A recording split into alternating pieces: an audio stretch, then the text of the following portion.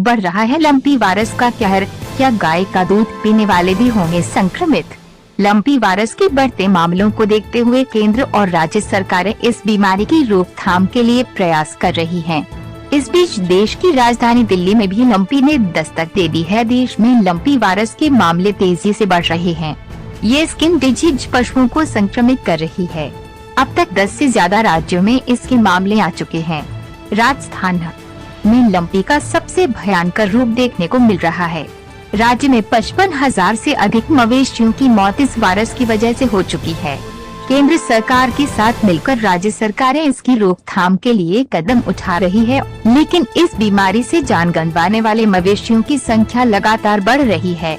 राजस्थान सरकार ने lumpy disease को महामारी घोषित करने के लिए केंद्र सरकार को पत्र लिखा है। कई राज्यों में इस बीमारी के बढ़ते मामले अब किसी बड़े खतरे की ओर इशारा कर रहे हैं। लंपी स्किन डिजीज के सबसे ज्यादा केस गायों में आ रहे हैं। ये बीमारी गायों को तेजी से संक्रमित कर रही है और उनकी मौत का कारण बन रही है। लंपी डिजीज धीरे धीरे एक महामारी की तरह फैल रही है। आलम यह है कि इससे संक्रमित होने वाली 8 से 10% गायों की मौत हो रही है। अगर कोई एक जानवर इस बीमारी से संक्रमित हो रहा है तो दूसरा भी उसकी चपेट में आ रहा है। एक संक्रमित गाय या मवेशी के शरीर पर मौजूद घाव पर बैठने वाली मक्खी मच्छर के जरिए लंपी वायरस एक से दूसरे जानवर तक पहुंच रही है। लगातार बढ़ते मामलों को देखते हुए केंद्र और राज्य सरकारें इस वायरस की रोकथाम के लिए प्रयास कर रही हैं। दिल्ली में भी लंपी ने दस्तक दे दी है। राजधानी में इस बीमारी के 173 मामले आए हैं। इसे देखते हुए दिल्ली सरकार भी इसे लेकर अलर्ट मोड पर आ गई है। इस बीच लंपी के डर की वजह से राजस्थान और पंजाब में कुछ इलाकों में दूध की खपत कम हो गई है। इस वायरस के डर से ग्रामीण इलाकों में रहने वाले लोगों ने दूध पीना कम कर दिया है। कुछ शहरी इलाकों में भी डेयरी पर दूध और घी की सप्लाई प्रभावित हो रही है। लोगों को लग रहा है कि गायों का दूध पीने से ये बीमारी उनको संक्रमित कर सकती है। खास तौर पर छोटे बच्चों के माता पिता को इस बारे में काफी डर सता रहा है। लंपी वायरस को आम लोग कोविड से जोड़कर देख रहे हैं। राजस्थान के कई ग्रामीण इलाकों में लंपी डिजीज को लेकर डर बना हुआ है। संक्रमित गायों के डर की वजह से दूध की खपत भी कम हो गई है।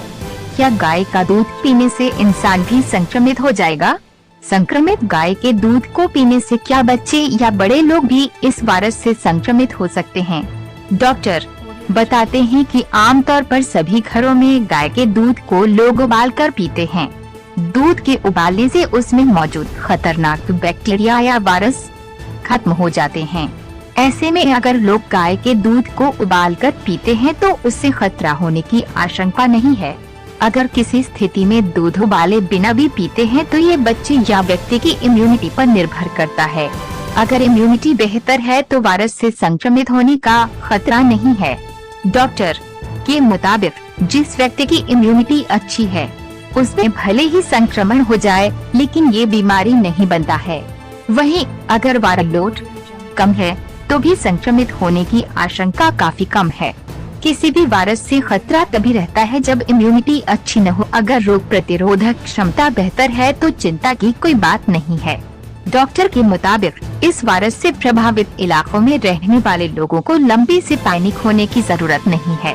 ऐसा नहीं है कि संक्रमित गाय या अन्य किसी गाय का दूध पीने से ये वायरस इंसानों में फैल जाएगा। अभी तक ऐसा कोई मेडिकल प्रमाण भी नहीं है कि ये बीमारी इंसानों को संक्रमित करेगी।